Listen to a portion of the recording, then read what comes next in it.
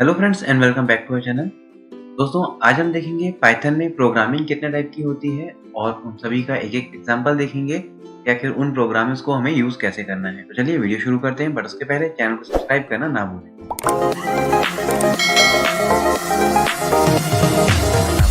तो दोस्तों कोई भी लैंग्वेज हो उसमें आपको 3 टाइप्स की प्रोग्रामिंग मिलती है। पाइथन भी इससे कुछ अलग नहीं है।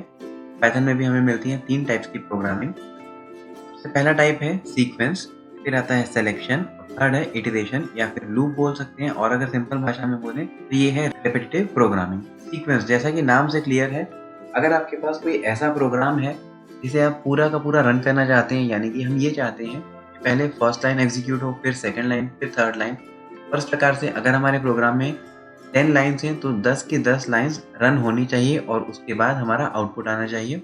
ये होता है सीक्वेंस प्रोग्रामिंग, यानी जिस क्रम में आपने प्रोग्रामिंग लिखी है उसी क्रम में या फिर उसी सीक्वेंस में हमारा प्रोग्राम एग्जीक्यूट होता है और इसमें एक भी लाइन हमारी स्किप नहीं होती। चलिए पहले इसका प्रैक्टिकल देख लेते हैं, फिर आते हैं सेकंड टाइप में जो कि है सिलेक्शन। प्रैक्टिकल के लिए मैं यहाँ पर ओपन कर लूंगा आइडल, और आइडल में हम लेंगे फाइल और एक न्यू प्रोग्राम बना लेंगे सीक्वेंस प्रोग्रामिंग, यानी कि जितनी लाइन्स ऑफ कोड आपने लिखी है वो पूरी की पूरी एग्जीक्यूट होनी चाहिए। यहाँ पर हम एक सिंपल प्रोग्राम बना लेते हैं सीक्वेंस प्रोग्रामिंग का, जो कि है calculation of simple interest. Simple interest के लिए हमारे पास 3 चीजें होनी चाहिए, that is principal, rate and time. यहाँ पर मैं कमेंट में लिख लेता हूँ, मुझे सिंपल इंटरेस्ट कैलकुलेट करना है तो उसका फॉर्मूला होगा simple interest is equals principal into rate into time divide by 100। ये है सिंपल इंटरेस्ट का फॉर्मूला और इसी फॉर्मूले के बेस पे हमें हमारा प्रोग्राम बनाना है। अगर हमें इस फॉर्मूले को इवेल्युएट करना है तो मेरे पास प्रिंसिपल, रेट और टाइम ये तीनों इनपुट्स होने चाहिए, तभी जाके मैं सिंपल इंटरेस्ट कैलकुलेट कर सकता हूँ। सबसे पहले मैं यहाँ पर इनपुट ले लूंगा p में, क्योंकि ये प्रिंसिपल होगा it will be integer int. यहाँ पे इनपुट ले लेंगे, इनपुट एंटर प्रिंसिपल। इसी प्रकार से प्रिंसिपल इनपुट लेने के बाद हमें इनपुट लेना होगा रेट और time, r equals to int input enter rate, या फिर हम यहाँ पे चेंज कर सकते हैं, इंट की जगह हम यूज कर सकते हैं फ्लोट, क्योंकि हमारा रेट ऑफ इंटरेस्ट होगा डेसिमल में इट कैन बी 2.3, 3.3, 4.5, 6.3 और इस प्रकार का कोई भी डेसिमल नंबर। और अगर आपको नहीं पता कि इंट और फ्लोट में क्या डिफरेंस है तो आप ऊपर आई बटन में क्लिक करके देख सकते हैं पाइथन में कौन कौन से डेटा टाइप्स हैं और उनका क्या यूज होता है। थर्ड वेरिएबल हम लेंगे टाइम के लिए। इन टाइम के लिए हम इनपुट ले लेंगे टाइम, और अब ये ऑप्शनल है, आप टाइम को इंटीजर लेना चाहते हैं या फिर फ्लोट। मैं यहाँ पर यूज करूंगा टाइम, 1 साल, 2 साल, इस प्रकार से। तो मैंने यहाँ पर ले लिया इंट। तीनों इनपुट आने के बाद अब हमें कैलकुलेट करना होगा। कैलकुलेशन के लिए हमारे पास फॉर्मूला लिखा हुआ है into rate into time divide by 100। Simple interest calculate हो चुका है, अब हमें सिंपली उसे प्रिंट करना होगा। मैंने यहाँ पर प्रिंट किया, print simple interest is SI, और इस प्रोग्राम को हम सेव कर लेंगे। मैं इसे सेव कर लेता हूँ SI.py नाम से। और अब जब हम इसे एग्जीक्यूट करेंगे रन, तो आप देख सकते हैं इसका आउटपुट एंटर प्रिंसिपल। अगर हम साथ साथ इसका कोड देखना चाहें तो यहाँ पर हम कोड देख सकते हैं। मेरे कोड में जो पहली लाइन मैंने लिखी थी एंटर प्रिंसिपल, हमें आउटपुट में सबसे पहले वही आउटपुट देखने मिलेगा। यहाँ पर मैं सबसे पहले प्रिंसिपल लिख लूंगा जो कि है 10,000 का। नेक्स्ट, जैसे कि हम देख सकते हैं हमारे प्रोग्राम में सेकंड लाइन है रेट की, और हमारे आउटपुट में भी आ रहा है enter rate. Rate of interest मैंने डाल दिया 2.3%, टाइम मैंने डाला 3 साल और एंटर। हम एंटर करने के बाद हमें आउटपुट मिल रहा है सिंपल इंटरेस्ट इज 69। यानी अगर हम इस प्रोग्राम में देखें तो जिस सीक्वेंस में हमने प्रोग्रामिंग की थी प्रिंसिपल, रेट, टाइम इनपुट लेने के लिए, सेम उसी सीक्वेंस में हमारा प्रोग्राम हमें आउटपुट दे रहा है। प्रिंसिपल, रेट और टाइम इनपुट किया and then simple interest calculate हुई और उसके बाद सिंपल इंटरेस्ट को प्रिंट किया गया। ये है एक छोटा सा एग्जांपल सीक्वेंस प्रोग्रामिंग का, यानी कि जिस सीक्वेंस में या फिर जिस क्रम में आपने प्रोग्राम को लिखा है उसी क्रम में आपको आपका आउटपुट मिलेगा। और यहाँ पर एक भी ऐसी लाइन नहीं है प्रोग्राम में जो कि स्किप की गई हो, यानी कि पूरी की पूरी लाइंस आपकी एग्जीक्यूट हुई हैं। सेकंड टाइप ऑफ प्रोग्रामिंग है सिलेक्शन। जैसा कि नाम से क्लियर है, selected lines of code he execute होंगी, यानी कि अगर आप सिलेक्शन प्रोग्रामिंग करते हैं जिसमें आपका कुछ ब्लॉक ऑफ कोड एग्जीक्यूट होगा और वहीं कुछ ब्लॉक ऑफ कोड एग्जीक्यूट नहीं भी होगा, यानी कि कुछ ही प्रोग्राम रन होगा डिपेंडिंग ऑन सर्टेन कंडीशंस और बाकी का जो प्रोग्राम है उसे स्किप कर दिया जाएगा। ये होती है सिलेक्शन प्रोग्रामिंग, यानी selected lines of code run होंगी और कुछ लाइंस जो है वो स्किप भी होंगी। और सिलेक्शन प्रोग्रामिंग होती है 2 प्रकार की। इसमें सबसे पहला है इफ एल्स और सेकंड है इफ एलिफ। इफ एल्स हम तब यूज करते हैं जब हमारे पास सिर्फ 2 कंडीशंस होती हैं, यानी कि या तो पहला ब्लॉक ऑफ कोड रन होना चाहिए या फिर दूसरा, उसके अलावा हमारे पास तीसरा ब्लॉक ऑफ कोड या फिर तीसरी कंडीशन नहीं होती। वहीं पर हम यूज़ करते हैं इफ एलिफ का, जब हमारे पास 2 से ज़्यादा कंडीशंस होती हैं।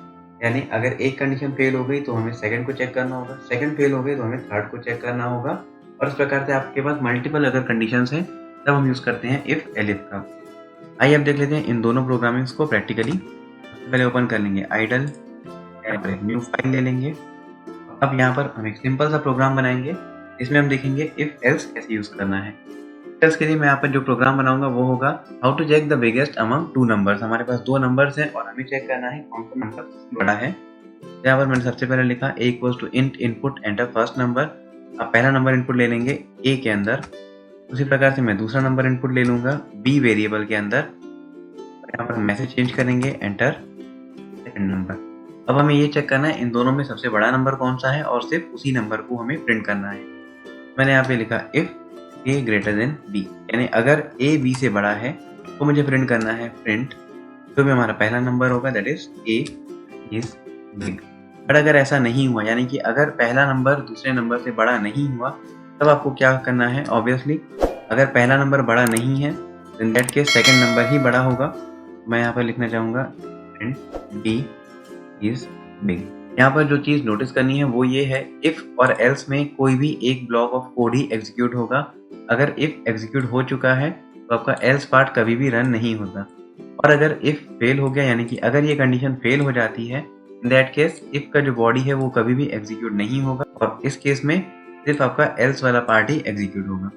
ये होती है सिलेक्शन प्रोग्रामिंग, यानी डिपेंडिंग ऑन सर्टेन कंडीशंस। मेरे पास ये कंडीशन है a ग्रेटर देन b। अगर ये कंडीशन सही होती है तो एक ब्लॉक ऑफ कोड रन होगा, और अगर ये कंडीशन गलत होती है तो ये second block of code execute होगा। यानी ये मेरा पूरा का पूरा प्रोग्राम कभी भी एक साथ एग्जीक्यूट नहीं हो सकता। चलिए इसे भी सेव कर लेते हैं इफ डेमो नाम से, और अब हम इसे रन करके देखेंगे। आउटपुट आप देख सकते हैं एंटर फर्स्ट नंबर। मैंने फर्स्ट नंबर ले लिया 12, सेकंड नंबर मैंने ले लिया 6 एंड एंटर। एंटर करने के बाद आप देख सकते हैं यहाँ पर 12 इज बिग, यानी कि हमारा इस वक्त जो प्रोग्राम रन हो रहा है वो है इफ के अंदर का, जो प्रिंट कर रहा है a इज बिग, और a है मेरा 12। अगर मैं इसी प्रोग्राम को अगेन रन करता हूँ और मैंने अब इनपुट दिया 2 एंड 6, अब हम आउटपुट देख सकते हैं 6 इज बिग। जब हमने सेकेंड टाइम प्रोग्राम को रन किया, अब यहाँ पर सबसे पहले कंपैरिजन होगा if a greater than b, यानी इफ 2 ग्रेटर देन 6। ऑब्वियसली ये कंडीशन गलत है, 2 6 से बड़ा नहीं है। जब ये कंडीशन फेल होगी, इस कंडीशन में रन होगा हमारा सेकेंड पार्ट, और इसलिए हमें आउटपुट मिल रहा है 6 इज बिग, यानी कि d इज बिग। इस प्रकार से जब आपके पास 2 कंडीशंस हैं तब आप यूज करेंगे इफ एल्स का, और इफ सिर्फ तभी एग्जीक्यूट होगा जब इसके अंदर लिखी हुई कंडीशन ट्रू होगी। अगर ये कंडीशन फॉल्स हो गई तो आपका जो इफ का ब्लॉक है ये कभी भी एग्जीक्यूट नहीं होगा। इस केस में सिर्फ एल्स का ब्लॉक ही एग्जीक्यूट होगा। सेकंड प्रोग्राम हम यहाँ पर बनाएंगे using if elif. If elif का यूज हम तब करते हैं जब हमारे पास 2 से ज्यादा कंडीशंस होती हैं। अब अगर हम इसी प्रोग्राम को थोड़ा और एलैबोरेट करें, यानी अगर हम ये माने मेरे पास 3 नंबर्स हैं और मुझे अब चेक करना है तीनों में सबसे बड़ा नंबर कौन सा है। ऑब्वियसली मेरे पास 3 कंडीशंस होंगी, यानी या तो पहला नंबर बड़ा होगा, या दूसरा नंबर बड़ा होगा, या फिर तीसरा नंबर। और जब हमारे पास 2 से ज़्यादा कंडीशन है तब हम यूज़ करेंगे इफ एलिफ का। इसके लिए सबसे पहले मुझे 3 नंबर्स इनपुट लेने होंगे। मैंने यहाँ पर ले लिया a equals to int input and enter first number. इसी प्रकार से हम बाकी दोनों नंबर्स में भी इनपुट ले लेंगे। अब हमारे पास तीनों नंबर्स आ चुके हैं। अब मुझे बस ये चेक करना है कौन सा नंबर सबसे बड़ा है। तो यहाँ पर सबसे पहले आप लॉजिक समझिए। अगर आपको ये चेक करना है कि a सबसे बड़ा है या नहीं है, तो उसके लिए आपको चेक करना होगा क्या a b से बड़ा है, और अगर a b से बड़ा है तो क्या a c से बड़ा है। यानी अगर a b और c इन दोनों से बड़ा है तभी आप ये डिक्लेयर कर सकते हैं कि a जो है वो सबसे बड़ा है। और अगर ऐसा नहीं हुआ, यानी कि अगर a इन दोनों में से किसी भी एक नंबर से छोटा हो गया, तो हमें चेक करना होगा सेकंड नंबर के लिए। यानी तब हमें चेक करना होगा क्या b a से बड़ा है, और अगर है तो क्या b c से बड़ा है। और अगर ये भी कंडीशन सही है तब हम बोल सकते हैं कि b सबसे बड़ा है। और अगर ऐसा भी नहीं हुआ तब हम यहाँ पर बाय डिफ़ॉल्ट ये बोल सकते हैं, क्योंकि अगर a बड़ा नहीं है, b बड़ा नहीं है, तो हम डिफ़ॉल्ट में ये कह सकते हैं कि c इज बिग। यहाँ पर किसी भी कंडीशन को चेक करने की ज़रूरत नहीं है। फिर भी अगर आप चाहें तो आप अपने अकॉर्डिंग यहाँ पे कंडीशन बना सकते हैं क्या c a से बड़ा है, और अगर है तो क्या c b से बड़ा है। अगर ऐसा है तो हम बोलेंगे c इज बिग। अब हम इसी लॉजिक को यूज़ करेंगे प्रोग्रामिंग में। सबसे पहले हम एक कंडीशन देंगे, इफ अगर a b से बड़ा है एंड a c से बड़ा है तो हम प्रिंट करेंगे a is big। पर अगर ऐसा नहीं हुआ तब हमारे पास होगी सेकंड कंडीशन जो कि है b के लिए, और हम कभी भी else के साथ कंडीशन नहीं लिख सकते, इसलिए हमें यूज करना होगा else के आगे if, और जब आप else के साथ if लगाते हैं तो ये बन जाएगा elif। अब हम चेक करेंगे हमारी सेकंड कंडीशन। मेरी सेकंड कंडीशन है क्या b a से बड़ा है, और अगर है तो क्या b c से बड़ा है। अगर ये दोनों कंडीशन सही होती हैं तब मुझे यहाँ पर प्रिंट करना है प्रिंट b is big। और अगर ऐसा भी नहीं है, यानी कि a बड़ा नहीं है b बड़ा नहीं है, तो हम यहाँ पर यूज करते हैं बाय डिफॉल्ट else। इस else के आगे आपको कोई भी कंडीशन लिखने की जरूरत नहीं है, जैसे कि मैंने यहाँ पर एक्सप्लेन किया ऊपर। तो हम डायरेक्टली इस डिफॉल्ट else में लिख सकते हैं प्रिंट c is big। ये है एक एग्जांपल ऑफ इफ elif, यानी कि जब आपके पास मल्टीपल कंडीशंस हैं तो आप प्रोग्रामिंग कैसे करेंगे। इस प्रोग्राम को एक बार और समझ लेते हैं। अगर a b और c दोनों से बड़ा है तो प्रिंट होगा a is big। अगर ऐसा नहीं हुआ तो चेक किया जाएगा b a और c से दोनों से बड़ा है। अगर ऐसा है तो प्रिंट होगा b is big, और अगर ऐसा भी नहीं है तो डायरेक्टली प्रिंट होगा c is big। इसे सेव कर लेंगे और अब इसे रन करके देखते हैं। तो इसका आउटपुट देख सकते हैं, enter first number 15, second number 16, third number is 19। Enter करते ही आप देखेंगे 19 इज बिग। ये भी एक एग्जांपल है सिलेक्शन प्रोग्रामिंग का। यहाँ पर भी अगर हम देखें, या तो इफ की बॉडी एग्जीक्यूट होगी, या तो प्रिंट होगा a इज बिग, या प्रिंट होगा b इज बिग, या प्रिंट होगा c इज बिग। ये तीनों के तीनों प्रोग्राम्स या फिर ये तीनों के तीनों ब्लॉक ऑफ कोड एक साथ एग्जीक्यूट कभी नहीं होंगे, इसलिए इसे कहा जाता है selection programming. Selected lines of code ही एक टाइम में एग्जीक्यूट होंगी, बाकी पूरी लाइंस को इग्नोर कर दिया जाएगा। यहाँ पर भी सेम कंडीशन अप्लाई होती है।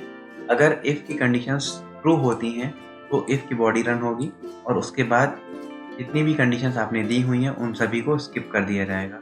सेकेंडली, अगर इफ फॉल्स हो जाता है तो चेक किया जाएगा elif को, और अगर elif ट्रू होगा तो फिर इस else को स्किप कर दिया जाएगा। इस प्रकार से काम करेगा इफ elif, यानी कि अगर आपके पास मल्टीपल कंडीशंस हैं तो आप यूज करेंगे सेलेक्टिव प्रोग्रामिंग, या फिर हम बोल सकते हैं selection programming. Third type of programming is iterative या लूपिंग, या फिर हम बोल सकते हैं रिपीटेटिव प्रोग्रामिंग। अगर आपको एक ही काम बार बार रिपीट करना है तो हम यूज कर सकते हैं इटरेटिव प्रोग्रामिंग का। इटरेटिव प्रोग्रामिंग भी होती है दो प्रकार की, पहला है यहाँ पर फॉर लूप और सेकंड है व्हाइल लूप। अब इन दोनों को प्रैक्टिकली देख लेते हैं और इनके सिंटैक्स को आपको माइंड में रखना है ताकि आप इन्हें कभी भी इजीली यूज करें। सबसे पहले आपको जो चीज माइंड में रखनी है वो है फॉर लूप का सिंटैक्स। सिंटैक्स का मतलब होता है एक फॉर्मेट, यानी कि जो रूल आपको हमेशा फॉलो करना है एक लूप या फिर एक प्रोग्रामिंग करने के लिए। तो फॉर लूप का सिंटैक्स है फॉर वेरिएबल इन रेंज, करना है ब्रैकेट। ब्रैकेट में हम देते हैं 3 पैरामीटर जो कि है स्टार्ट, स्टॉप, सेट। उसके बाद आप ब्रैकेट को बंद करेंगे और यहाँ पर लगाएंगे कोलन।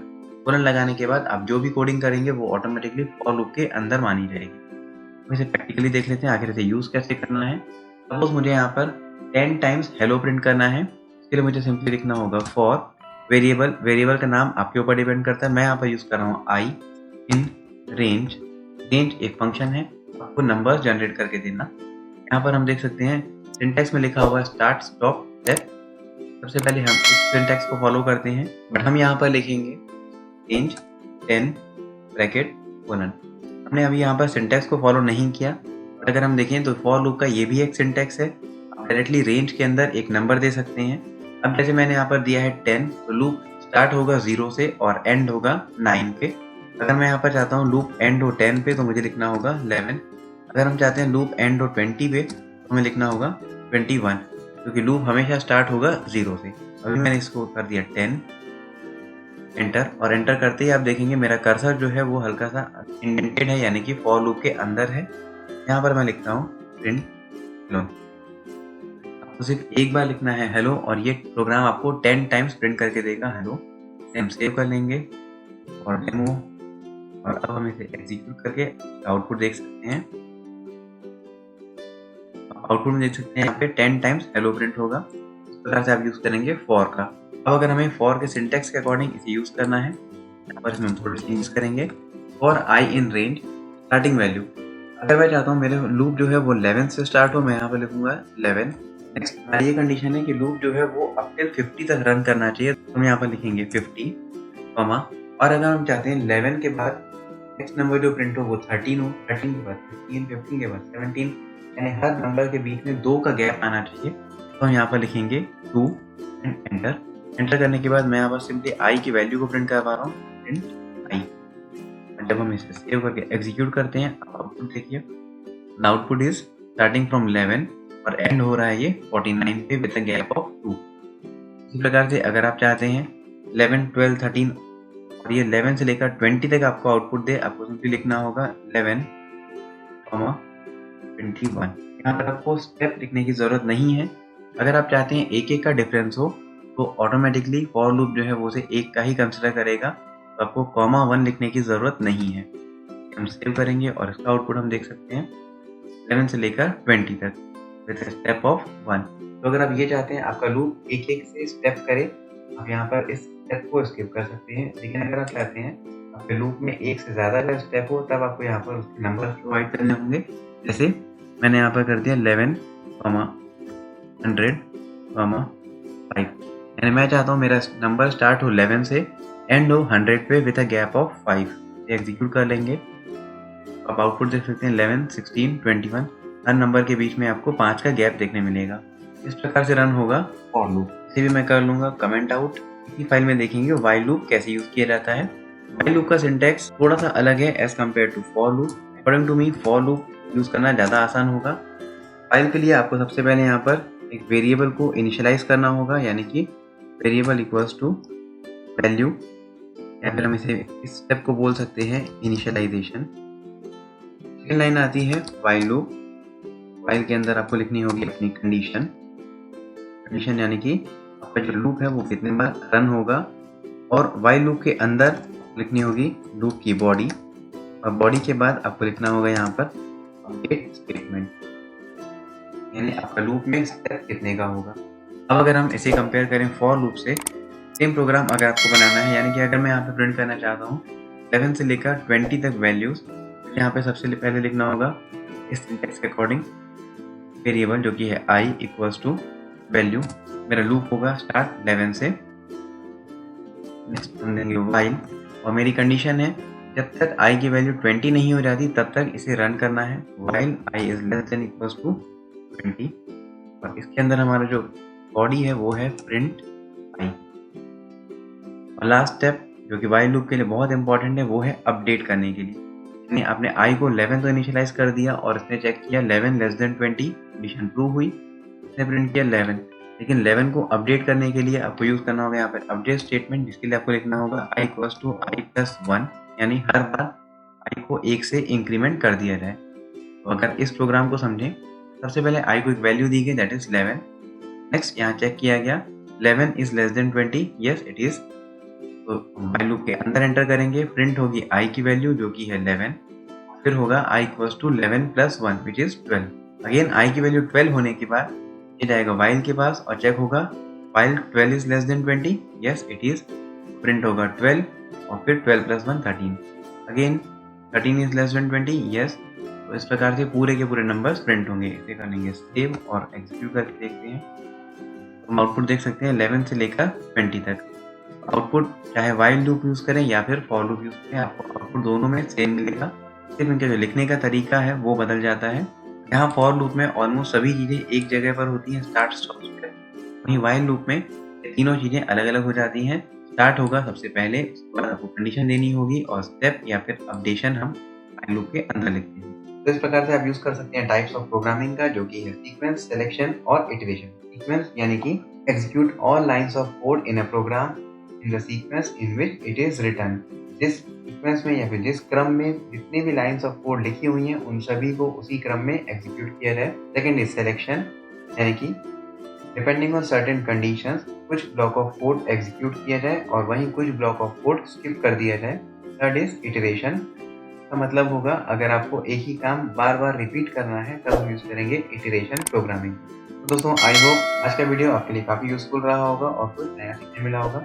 अगर ये वीडियो पसंद आया तो प्लीज़ ज़्यादा से ज़्यादा लाइक करें, शेयर करें और चैनल को सब्सक्राइब करना ना भूलें। Thank you.